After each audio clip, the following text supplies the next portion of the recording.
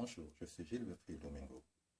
L'exercice que je me prête à faire aujourd'hui est ni le premier, ni le dernier encore du genre. En tant qu'être humain, nous avons obligation envers les autres et envers notre planète. Une manière de nous offrir une qualité de vie meilleure, digne aux êtres humains. À cet effet, j'aimerais parler comme sujet d'aujourd'hui, faire référence aux poupées sexuelles, théorie du complot à l'égard de la femme.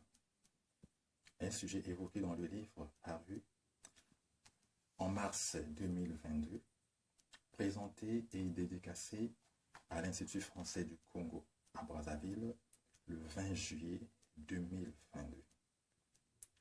Dans la navigation maritime, il est dit que lorsque l'iceberg est vu à quelques kilomètres, sinon moins d'un kilomètre, c'est pour dire que le Titanic est déjà là.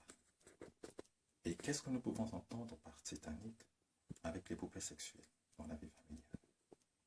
Et vous voyez que la vie familiale est le socle de la société. Et aujourd'hui, avec l'intrusion des poupées sexuelles, il faut vous dire que cela ne fera pas bon ménage. Remontons un peu l'histoire. C'est depuis le XVIIe siècle à aujourd'hui, en plein XXIe siècle, que la vie de ces poupées sexuelles existe. Et cette durée, elle est comparable à celle de la traite négrière, dont on n'en parle plus aujourd'hui, ou encore à la marche des Hébreux dans le désert, dont on n'en parle plus. Mais en ce qui concerne les poupées sexuelles, on en parlera toujours. On en parlera puisque c'est une affaire qui existe. Et nous ne savons pas le plan final de ces objets. Donc voyez-vous comment est-ce qu'avec ces objets, la femme est dévalorisée, l'être humain est rabaissé jusqu'à ce point.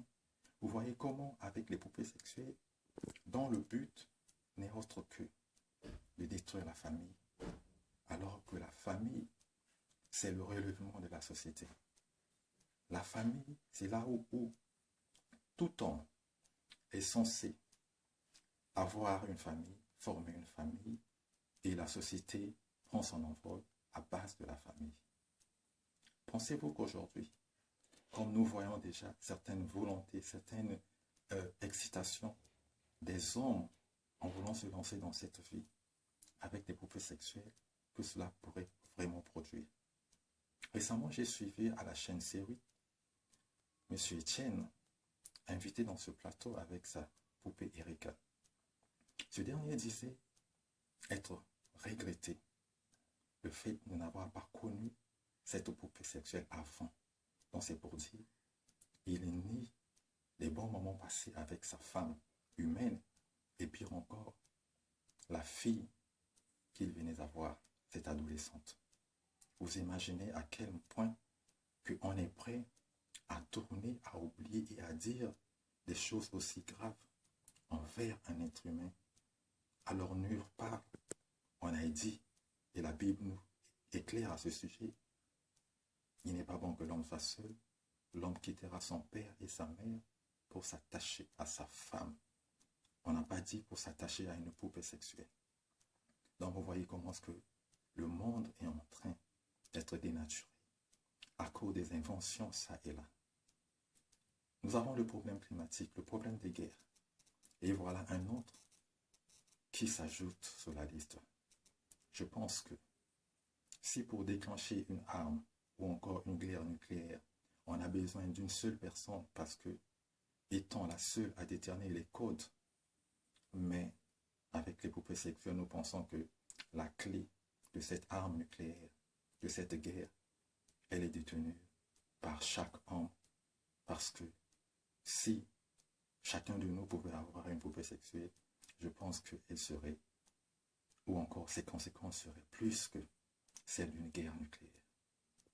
La famille, c'est le lieu d'apaisement, le lieu du repos, le lieu où chacun vient se ressourcer d'énergie, la force nécessaire, finalement, pour accomplir le développement d'un pays.